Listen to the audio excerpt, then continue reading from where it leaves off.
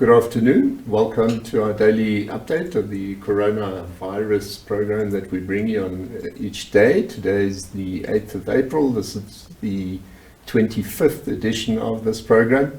Today here it's me, Frank Steffen, Allgemeine Zeitung. I'm the editor of Allgemeine Zeitung, and with me is Todon Dembela. He's the editor of Namibian Sun. I suppose most of you know him by now, surely should. Welcome to the show, and today we again bring you a couple of updates and news snippets from around the country. Hi Toivo. Frank, thank you for having me. Appreciate it. Yeah, yesterday I was invited as the chairman of the Editors Forum to take part in a little program on the local NBC television.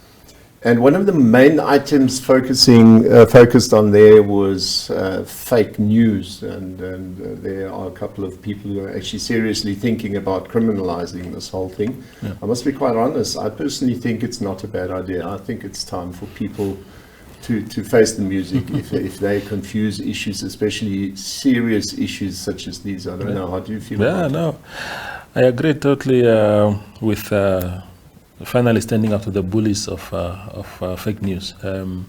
I think we are living in a very, very important and critical time where correctness of information is very, very critical. You can imagine you must remember, because of the level of technology and literacy in general in the country, not everybody is equipped enough to differentiate. You and I are in a privileged position somehow to differentiate, not at all times. Yeah, but we can at least fact check. Yeah, but there are a lot of people, the majority of the people cannot differentiate. Once they see that, it's pandemonium, people are scared, people think that, so we have... It creates uncertainty and even panic.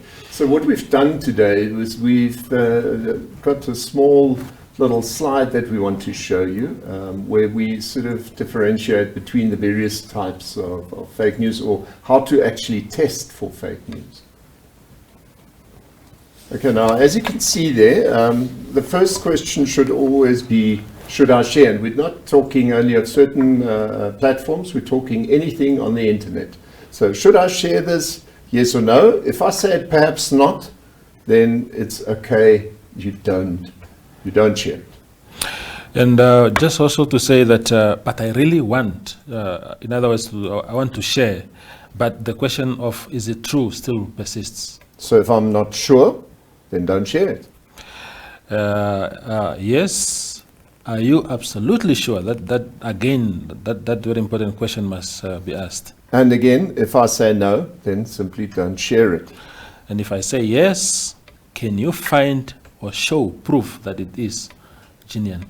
Yeah, see, once that question again is answered with no, then don't share it. And if it's answered with yes, the next question will be, is it credible? Is it a credible source? And what's a credible source? That's the next question. So if you somehow get that question seriously, can this be? Then rather don't share it.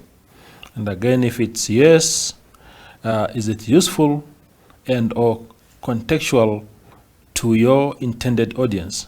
That question is also key. And if I am not sure and I don't know, then please don't share it. And if it's yes to my previous question, okay, then you can publish it. So these are not always that easy to answer. We from the press have different avenues. Media in general can, on the internet, you've got a couple of good sites where you can fact check whatever you want to post. And we would suggest that even if you are the administrator of a WhatsApp group or whatever you do, it's maybe a good idea just once in a while to do these, to work through these questions. And if in any doubt, don't share it. Don't share it if you know that all that it will do is raise uncertainty. All these conspiracy theories and I don't know what else is running around there, G5, that is suddenly somehow equipped to get us all sick. I mean, some of this is total hogwash, and it should be treated as such. Yeah, so Frank, as a matter of fact, one of the reasons why the media, the mainstream media was authorized to operate although technically it's not classified as essential service, is also to help really put out credible information. Exactly. So it's a real fight. Yeah, and that's important to point out. I mean, we can't all be journalists. It's easy for me to say, seeing that I'm on that chair, and then I'm allowed to tell you what I think is right. But unfortunately, the tendency internationally now is that everybody wants to be a journalist, an editor, and publisher, and I don't know what. And clearly, not all of us are designed to do so. I don't know how to do your job, so maybe it's a good idea to leave me to do mine. Having said this, this morning we obviously had another COVID press conference, as is normal, done from the Kumas Regional Council, the hall from there. That centre is concentrated today on transport and how it affects the people who need to resupply us. And Johanan Kutsie has compiled a little insert for you.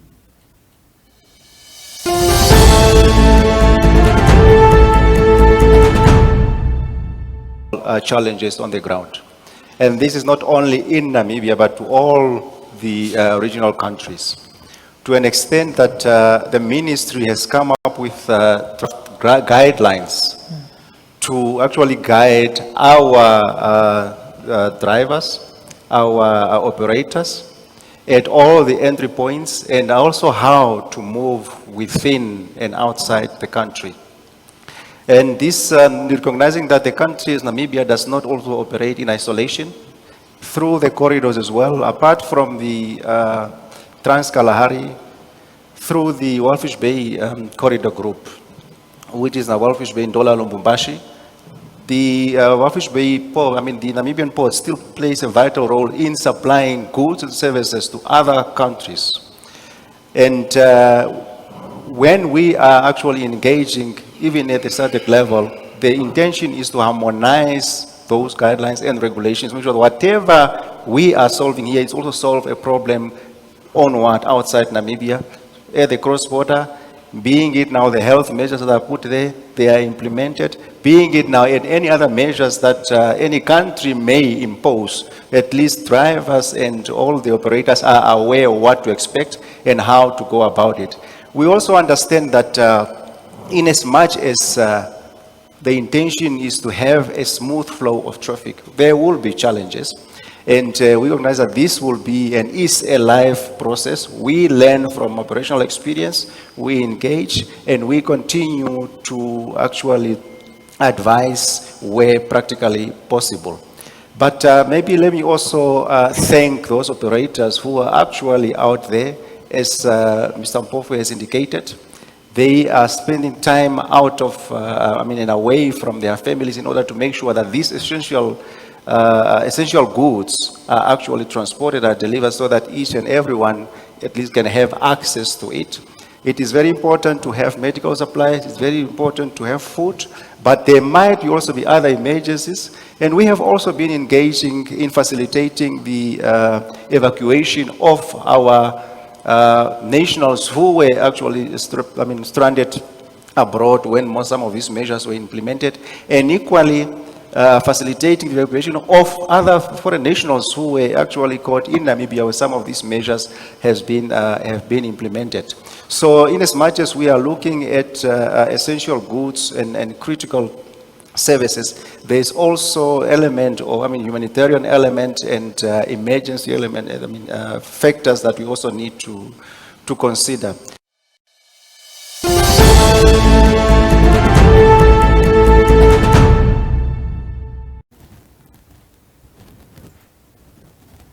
Yeah, Toivo, clearly we hear what the people are saying, and I think the only comment I would have is I think all of us, clearly everybody is such inclined that we don't blame anybody as such.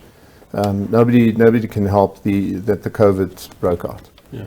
I think the issue really for most people, and I know for a fact that some of the transporters had a serious problem with that, was the length of time government takes to take the next decision and the next step. Yeah. It was actually quite hair-raising to see that on one weekend, actually 3 ministers ended up at a roadblock to try and determine what is right or wrong. As far as I'm concerned, there was no real need for all of them to be there. Possibly one to make sure that he knows what is going on, and then to inform the others and quickly agree what is what. And somehow it took us something like 24 hours to get those trucks going again, and in that process we suddenly have a backlog.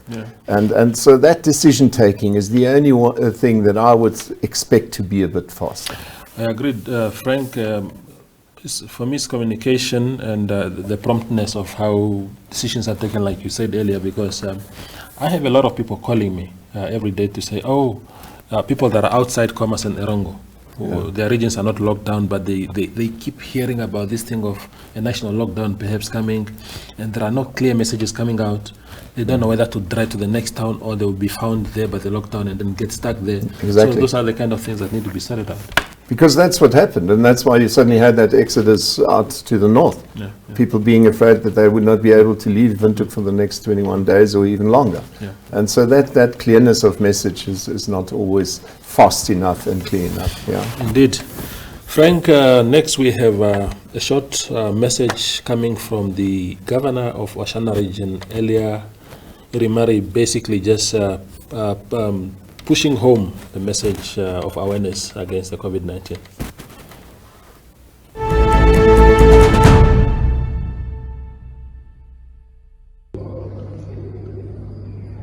My name is Elia Irimari. I'm the regional governor for Oshana region.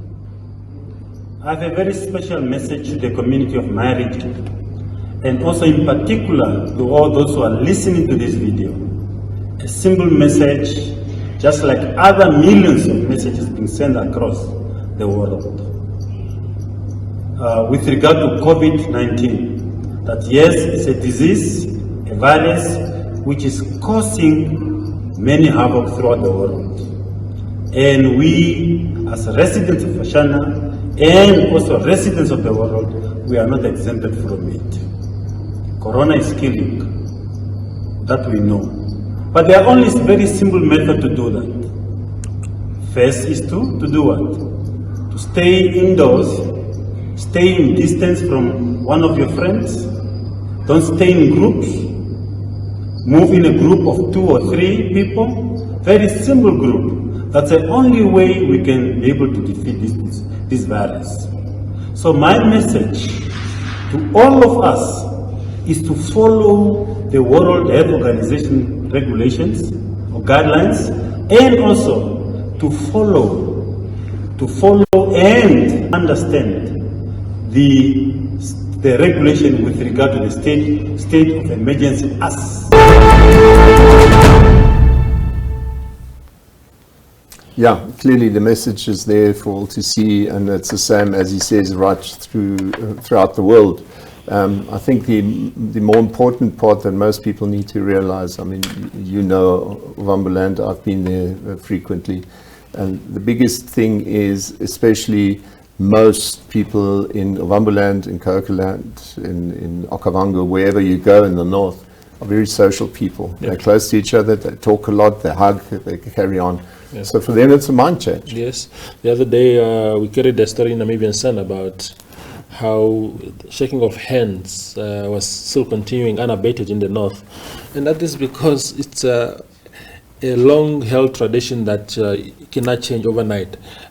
So the governors and other leaders, and indeed the rest of us actually have a job at our hand to ensure that this is taken care of.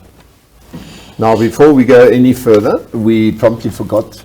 Let's do what we're supposed to do all the time. Yes, yes. Okay, today we forgot. We're late on this one, but it doesn't say that if you're late that you shouldn't do it. Exactly what we are saying now, that these are new traditions that we have now to start adopting, and it will take a lot of concentration and added emphasis. Indeed.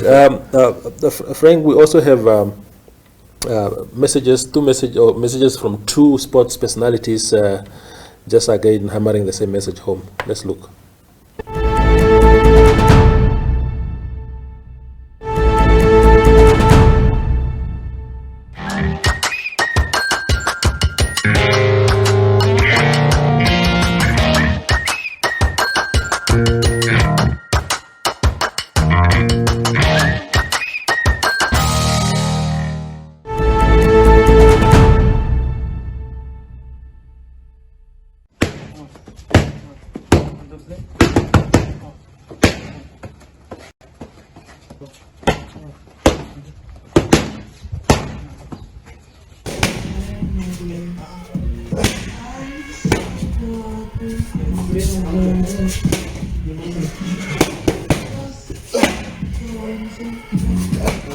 This training exercise for 30 seconds.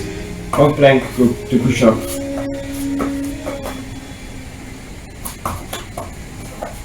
Okay, go do 30 seconds, then mark the time.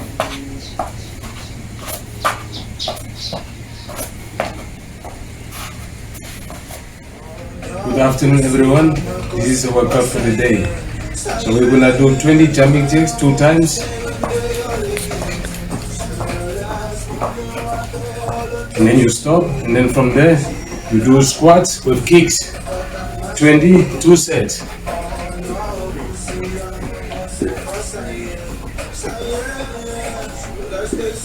And then normal squats 2 times, 20.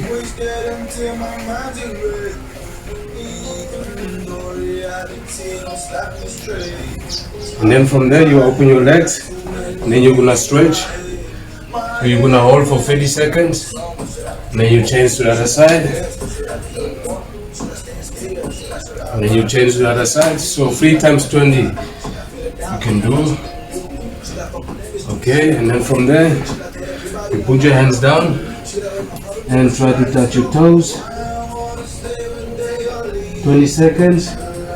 Then you come up and then you change to the other side.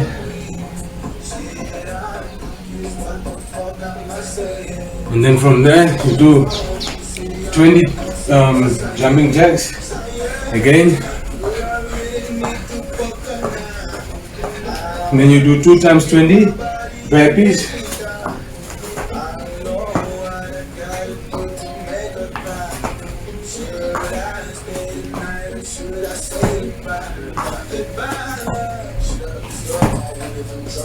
And then you stop. I know this is a difficult time for everyone, but please try to stay at home, stay active, be positive, and with this in mind, try to adhere to social distancing and have a Good night, everyone. I know we have a very difficult time, so we are not allowed to move out. So stay active at home and do some exercises. Hi, my name is Philip Zeitler. I'm 22 years old. I'm trying to qualify for Olympics 2021 for 10 kilometer open water swimming.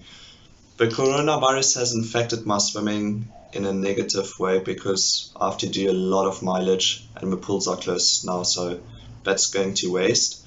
My alternative training I'm doing is at home. So I'll do a lot of stretches, recce work and some gym work, also skipping rope and cycling.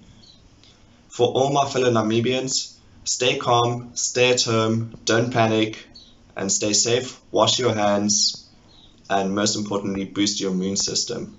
Thank you so much. Get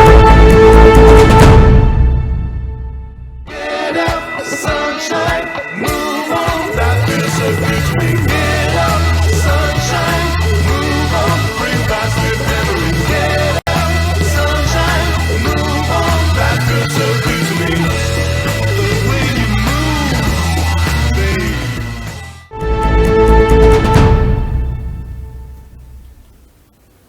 Yeah, Tova, you can clearly see there seems to be a subtle change now. Beforehand, it was always stay at home, do this, do that, and another. But as people are getting accustomed to staying at home, remaining clear of each other, they suddenly realize, but what about my personal health? I still need to be active. I still need to do something, especially if you're a sports personality. So these were not necessarily all world champions, but these were people telling us what to do. You could clearly see some of these guys are much more fit than you or I would be. Yeah, if you're driving in the streets of Windhoek now, we wouldn't know about the other regions because we are locked in commerce. Yeah. But you would see that on the streets when you're driving back home after work or in the morning, you see a lot of enthusiasm on the streets about people, even the non-sporting people, just to keep fit. Yeah. And it's good that authorities have allowed this. I think as long as there's decent spacing, they should allow it, because at the end of the day, We've on previous programs spoken about it, domestic violence, gender-based violence. All these things become a risk the moment that you start forcing people to be in their four walls all the time. It becomes a cage. But I don't need to tell you that you guys are exposed to this as much as we are.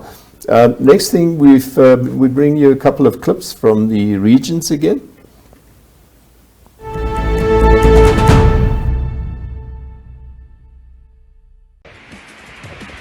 Dear fellow Namibians, I'm Imelda Basson, and I would like to encourage you to stay healthy, take care of yourself during the lockdown period.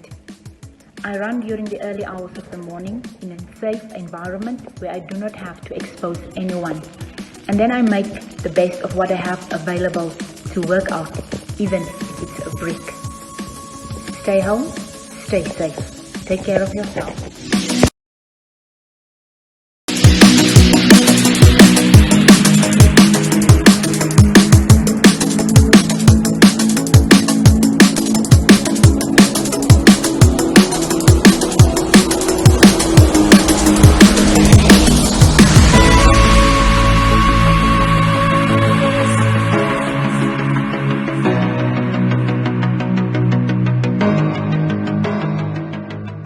What we should actually do is just be patient, and perhaps with time the situation will come back, or will be normalized, and then we can get back to class and think about ways of how we can ensure that we do not lose this academic year.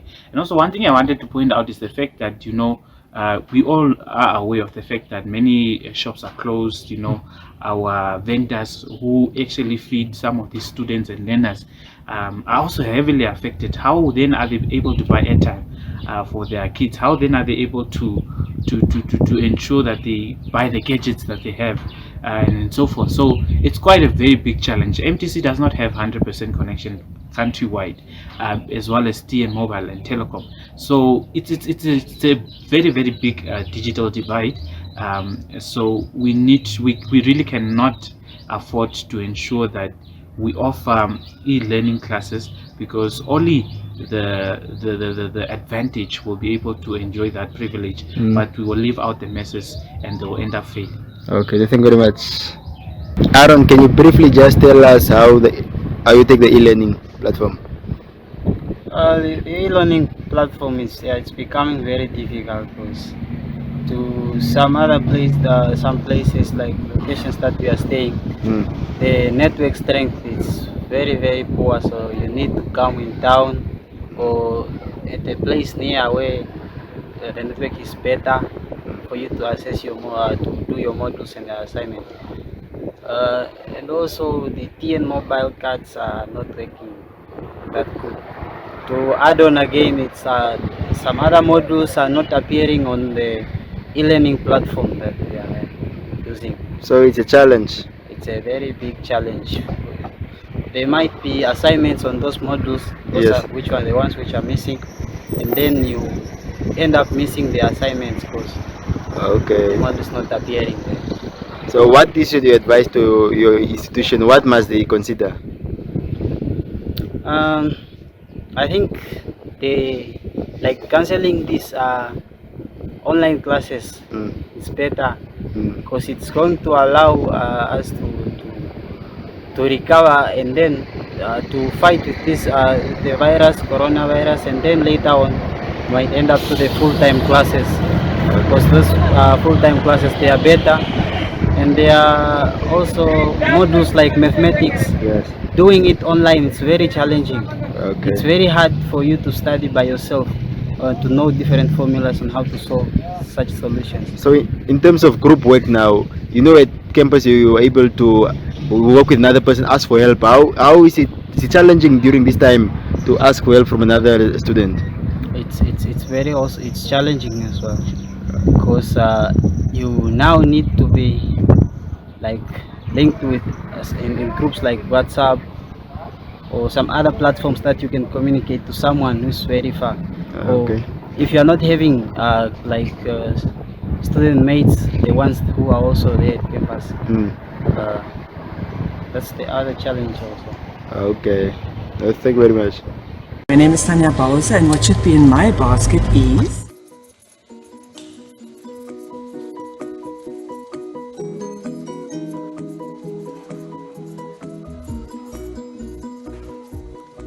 Hi everyone, my name is Michelina Batises, and my 5 essential items on my shopping list are...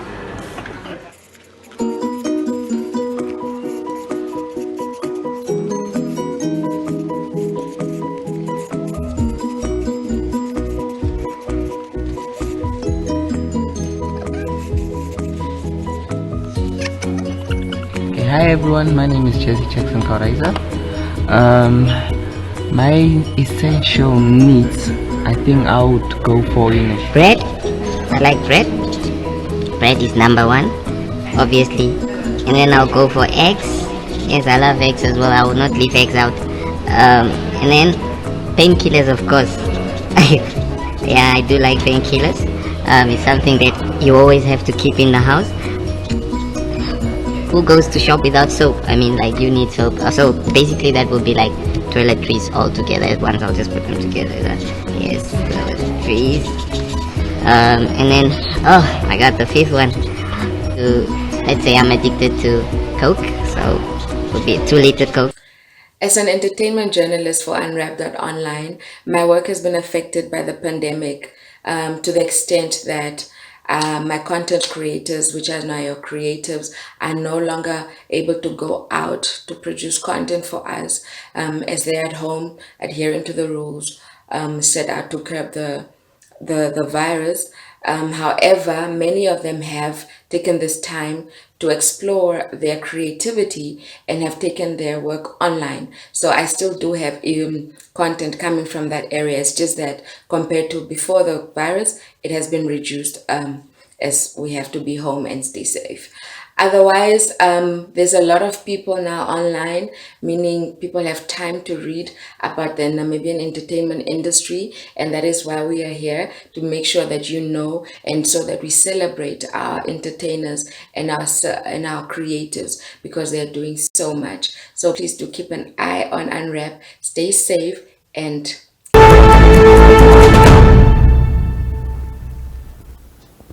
yeah, you can see there's a hunger for the return back to normal, whether it's a student who's up in Runu and is worried whether he can finish his studies, Yeah. or whether it's the entertainment side, they want to make you aware of what's coming. I'm very worried about students in particular. I think it was very touching to hear the guy from Rundu saying what he was saying, because if you can't get help from your fellow students, because some students only thrive through others. So in the absence, in the presence of social distancing, then it becomes extremely hard.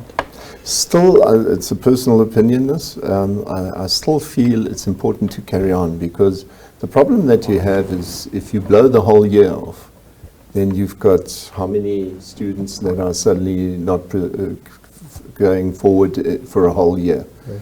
I'll rather have 3/4 only pass and the rest unfortunately having to repeat it than not having any success rate at all. Yeah. It's a serious thing, and I totally feel for the people that are touched by it, but we always knew there would be a cost to COVID. Yeah. And I think this is one of the costs. So rather have some who pass than none at all. Yeah. So in the meantime, we've also spoken to Kenya Kambove up at Rundu, and he pretty much had a similar message in the Skype interview that we had with him.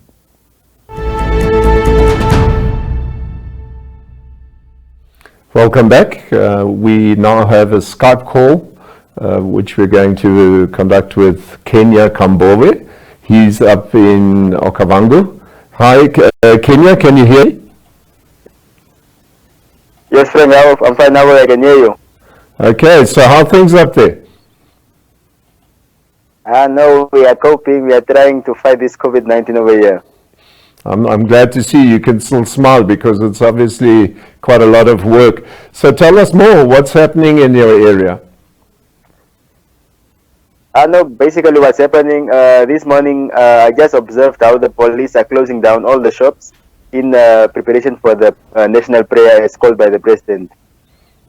Okay, but tell me something that seems to have been misunderstood previously was the fact that the national prayer doesn't suddenly mean that the churches are open again. You were supposed to stay at home and do your prayer at home, but all at the same time. So how do you see it there? What's happening there? And basically, the outgoing governor, Mr. Samuel Bambo, yesterday called for a meeting where he informed the media that all churches and all those people, no one should have any gatherings in regards to this prayer day. Okay, so what is this press conference about now? This one is about the student movement in regards to the e-learning process that is being that is being implemented by the University of Namibia and the various universities. Okay, and are the guys okay with it, or are they actually kicking against it? Because there seem to be different opinions about this. And no, I doubt they are okay with it, because looking at this area, we are in the Kabango East region, which is more very poor, and most of the students here going to these various universities and schools are not having access to these internet facilities. And yesterday, in fact, I was speaking to one of the students from the University of Namibia, who basically just showed me as to how difficult it is currently in terms of submitting assignments via e-learning. Now tell me, are there any people taking charge and have got new ideas, possibly opening some of the town centers and various public meeting places, possibly even church centers, and just to get something going on in that respect, or are they all simply waiting for the government to react? I wouldn't be able to give you an answer at this moment, because currently the various committees set up to deal with this COVID-19 and how to deal with issues are very secretive with their information. So it's difficult for us as media to really point out what their plans are, because we are not informed on time about these things. Yeah, I think that's a bit of an issue and something that needs to be addressed. Maybe you can address that with a new governor. Anyway, thank you very much, Kenya. We'll speak again and keep us posted.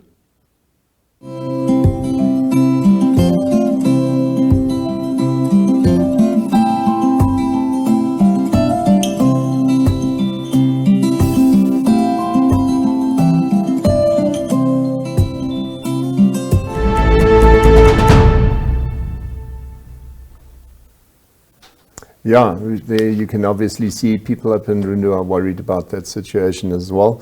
But without much ado, we would like to already take you forward into the next presentation. It's a video clip which shows Dr. Martin Wucher. He's from the Okahandja, and he's been promoting for a couple of for a while now that we should not only fight in terms of distancing and all that personal hygiene, but we should promote immunity. So what can we do to improve our immunity in a fight against COVID-19?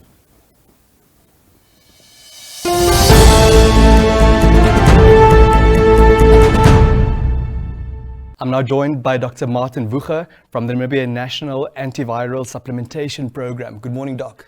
Good morning, Denver. Please give us a bit of background about who you are and what you do, Doc. Good. Many years ago, I studied microbiology and zoology. That was my background, a BSc. From there on, I went into dentistry, and dentistry has been my life, my professional life for the last 35 years.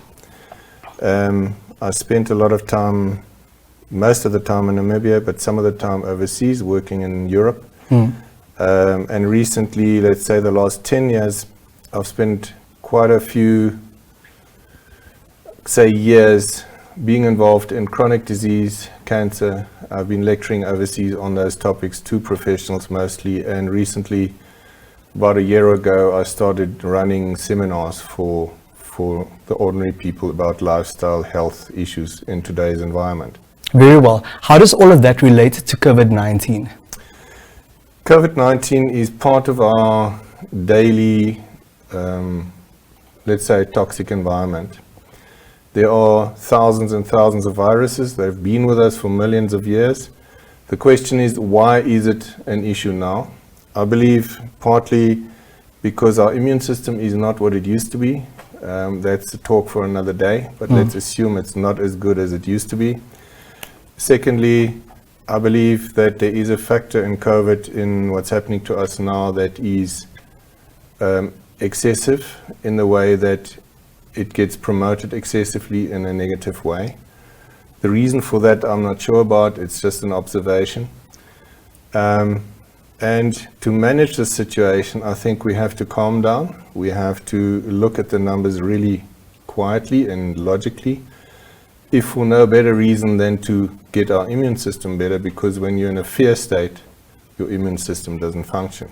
Very well. Let's get into the particulars. Yeah. Most countries, Namibia especially, has two primary objectives. The first one is to prevent death, but also to get our economies going and as soon as possible. Yeah. Talk to us about those, please. Look, the measures that are in place are absolutely 100% the ones that you would go for first. And for the reasons that you mentioned. We do not want dead people, and also we need urgently to get our economy going. Because the fallout from the economy is going to be much bigger over time than the virus. The virus will probably be gone in a year's time, but the results of the economy will last much longer. So that's absolutely true. I've come along and I've looked at all this, and I've tried to propose a different additional perspective, which hasn't been talked about in the mainstream media a lot, and that is to find measures to boost your immune system. And this is where I come from. The topic there that you mentioned is really what I call this program, or this, you could say, proposal. And this is where we're at the moment. Before we get into those details about your proposal, I'd like to hear from you from a scientific point of view and also a general point of view. What is the impact of a lockdown, both relating to the objective of preventing death, but also the impact on our economy? Look, I can focus on the impact. If you go into lockdown, what you're trying to do, you want to isolate people. You can either do it physically, in other words, you put walls around them. You can do it by distance. If you put people 10 meters apart, you'll have a similar effect, because it really limits the possibility from the virus getting from one person to the other. Because if you take the virus, say it gets into a body, it's got about a 2-week, maximal 3-week window inside that body. And at the end of those 3 weeks, you've got two outcomes. You've either got a living person that is now probably immune to the thing, for that moment, for that month, for that year possibly. Or if not, you have a person that's really sick, that's in hospital, that's on the verge of needing ICU, life support, and possibly even death. So luckily so far, the second scenario has happened very, very seldom. Although, if you look at the media, it doesn't sound like it, but the reality, the numbers tell you that. The economic impact, I'm not the best person to tell you what's happening, but I think if we only take one sector and we eliminate the income from the tourism for our country, that's been our lifeline in the last 2 years. Now that's been cut. So I don't think it takes a rocket science to see that we're heading for big, big trouble financially. If people can carry on, and if you look at Namibian society, you've got the big players, which used to be the mines, government, and so on. And then you've got the middle class, where you and I earn a salary, we've got a job.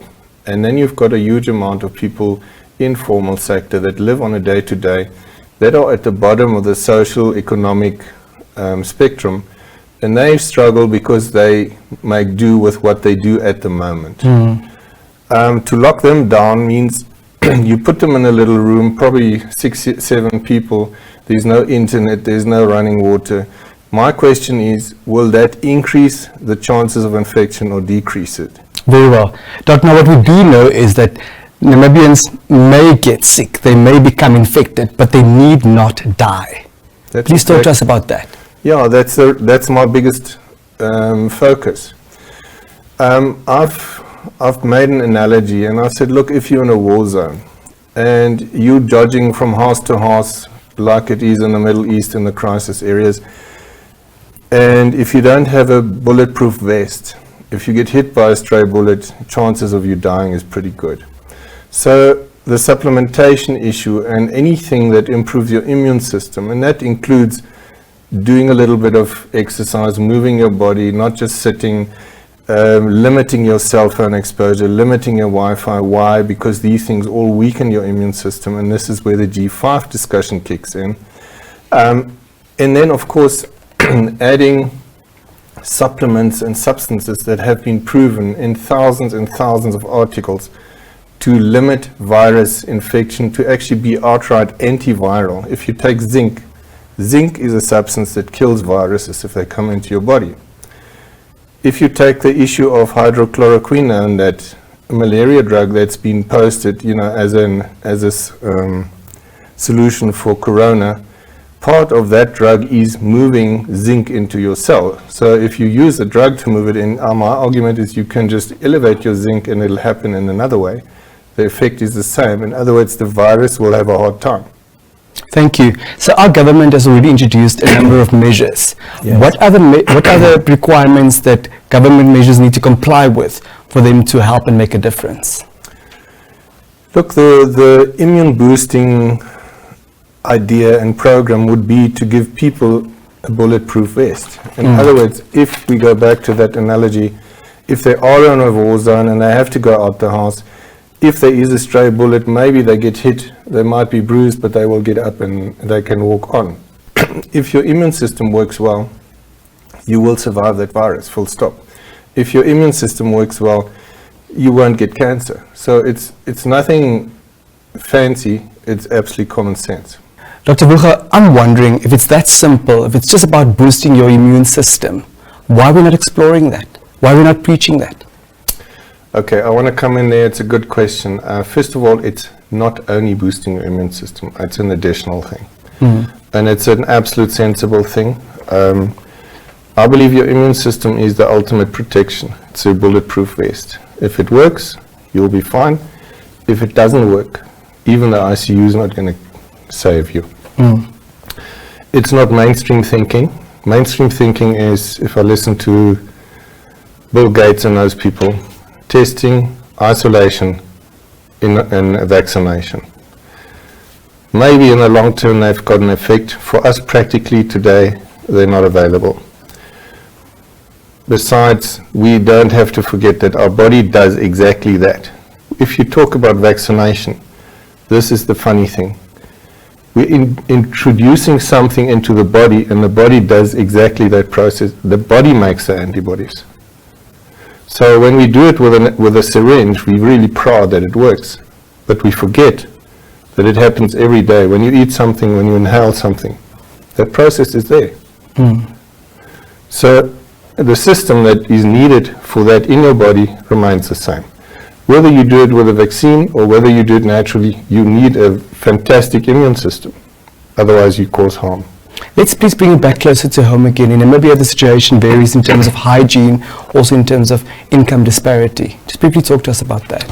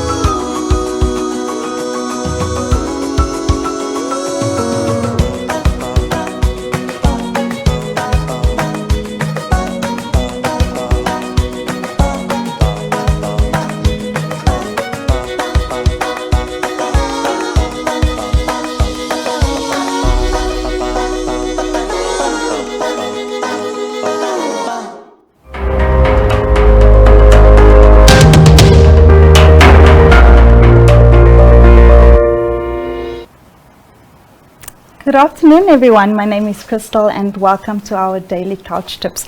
I just had an interesting read. I'm reading the Junior magazine, and it basically gives us so much information. Here is even a whole chart of our child's milestones. So if you'd like, please get this on our online archives. That's on our Flipper pages, and enjoy this magazine. So for our couch tip today, we will basically be sitting back in our chair, and then I'm going to cross my legs, and I would like to just keep my back straight, and all we're going to do is stretch our necks. So I'm going to pull my head towards the right hand side, just gently. Remember that we're going to breathe in while we're doing this, back to center, and then pull to your left hand side, just like that, back to center. You can do that 5 times each on both sides, 5 times, and this will help you relax. It's going to take that stress off your shoulders. Remember that we get stressed at home and at work, so now that you're at home, I'm sure it's a little bit tense, so you can do that exercise. If you have any couch tips you'd like to share with us, please WhatsApp us on 0811 7010. Thank you for watching. Keep safe. Goodbye.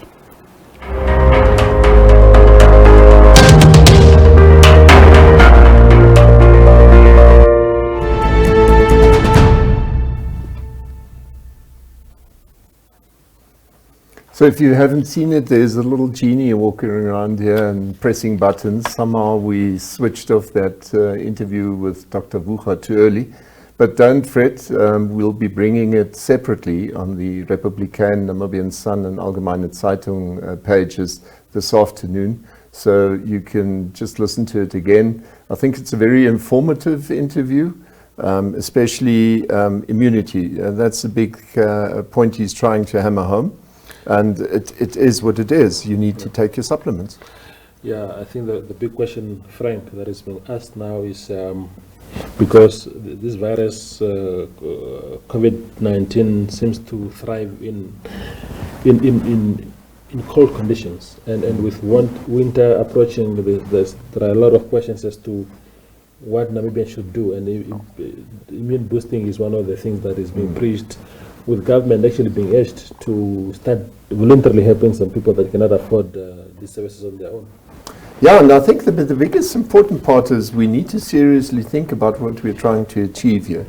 Social distancing is important, all these things, but when the 21 days or whenever the lockdown ends, I'm, for example, one of those persons who much felt that the open market should be allowed to open to an extent where they can still sell their fruit and veggies. Because, like it or not, most of the people out there, especially in the rural areas and or informal areas, will not be able to afford fresh fruit from any supermarket. They've been used to buying it directly from the farmer and through other ways and means. And I feel we need to quickly get that system sorted. So I think the time is now to start planning for what happens when the shutdown ends. In so many ways. We're talking in terms of tourism, we're talking in terms of schools, we're talking in terms of food provision. How do we make sure that our people from here on forward are safe? Because it's exactly what you say, the hard time is still ahead. It's funny what you're saying, Frank, because yesterday I just tweeted to say that the informal settlement, the informal economy should be allowed to operate in what is considered essential. Because if I live in Havana and I have to take a cab to go buy fruits or onions in town, it means public transport, overcrowdedness, and exposing myself. So we have to maybe go back to some of the decisions and see if we can relax aspects of this regulation. I think that's what it really is. We need to start planning. And we need to have a plan, and we need to grow that plan now. So as the arguments come in, we need to tweak it. So that comes the end of the shutdown, we should not really be afraid of this next step. I agree. But you wanted to bring us some the times are difficult. The chips are down. We need to keep the chips up. And what we try to do on this show on a daily basis is to show some positive photos that have streamed into our systems. So let's have a look at some of the photos that we have for you this week. Well, you're looking at the moon there by Andre Nel, and he's taken a closer look at it through a telescope. Lovely, lovely photo. Really nice photos, yeah. Then here we have Louise Swanepoel, and she's just taken a beautiful picture out at Kommershoogland. Unreal. Yeah. I mean, these scenes you see even more and more cropping up now. Yeah. Our rainy season is coming slowly towards an end, as it seems. Yeah, yeah. And now you see more and more of these patchy rains falling again. and good grazing also. Yeah. Generally speaking, our country is much better off than it was about 2 months ago, and we don't even find the time to actually enjoy it. Exactly, yeah. With that, we've come to the end of this broadcast. Thank you very much for watching, and if you've got ideas or want to have new input, please feel free to suggest so on our internet sites. We thank you. Thank you, Toivo, for being part of the show. Thank you very much. I appreciate it. Yeah, and then we'll speak again tomorrow.